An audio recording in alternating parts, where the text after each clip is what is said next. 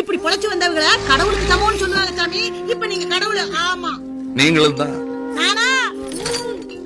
இந்த மாதிரி அன்பு காட்டுறவங்க என்ன பொறுத்த வரைக்கும் கடவுளுக்கு சமம். அன்பே சிவம் பண்ணதுனால எனக்கு வந்த ஆதாயங்களை விட இழப்புகள் அதிகம்.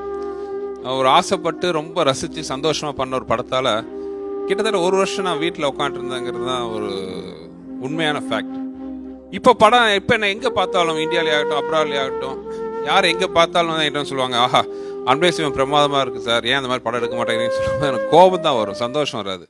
இதயம் என்பது சதைதான் என்றால் எரிதழல் நின்றுவிடும்.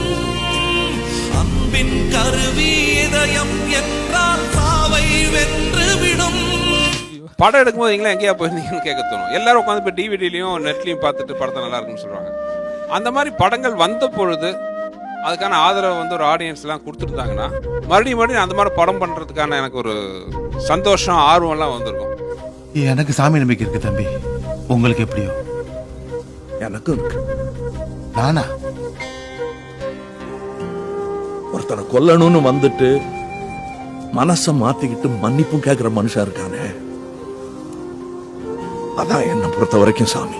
மனசை மாத்திக்கிட்டேன், சாமியெல்லாம் இல்ல தம்பி. அப்படிலாம் நம்பிக்கை இல்லாம நாத்தியம் பேசாதீங்க. ஊரெல்லாம் இந்த மாதிரி நிறைய சாமி இருக்கு, நமக்கு தான் தெரியல. நம்புங்க. இந்த நான் கடவுள் அப்படிங்கிறதோட அந்த கான்செப்டை எடுக்கணும்னு எனக்கு இன்ஸ்பயர் பண்ணதே கமல் சார் தான். அன்பே சிவம் ஒரே ஒரு காட்சி, மாதவனும் சாரும் வந்து அந்த ரயில்வே ஸ்டேஷனில் பேசிகிட்டு இருப்பாங்க, நீ தான் கடவுள் அப்படின்னு ஏதோ ஒன்று சொல்லுவார். அந்த ஒரு வேர்டு தான் எனக்கு இந்த டோட்டல் ஃபில்முக்கான ஒரு இன்ஸ்பிரேஷன். யார் இந்த கடவுள்?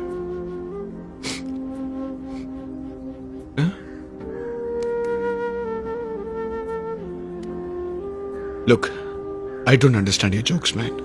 Because it's not a joke. முன்ன பின்ன தெரியாத ஒரு பையனுக்காக கண்ணீர் விடுற அந்த மனசு இருக்கு, அதான் கடவுள். ஆனாலும் நல்ல விஷயங்களுக்கு அது படத்துலேயே வரும். நல்ல விஷயங்களுக்கு என்னைக்காச்சும் ஒரு நாள் அது ஒரு அதனால ஒரு ஆதாயம் இருக்குன்னு சொல்லுவாங்க. என்னன்னைக்கு வந்து என்னோட பேர் சொல்ற படமும் அன்பே சிவம் இருக்கு. தேங்க்ஸ். வரேன். தம்பி தம்பி வந்துடாதீங்க, வந்து என் பழப்பை கெடுத்துறாதீங்க. உங்களை முடிச்சுட்டு நான் அண்ணன் சொல்லிடுறேன்.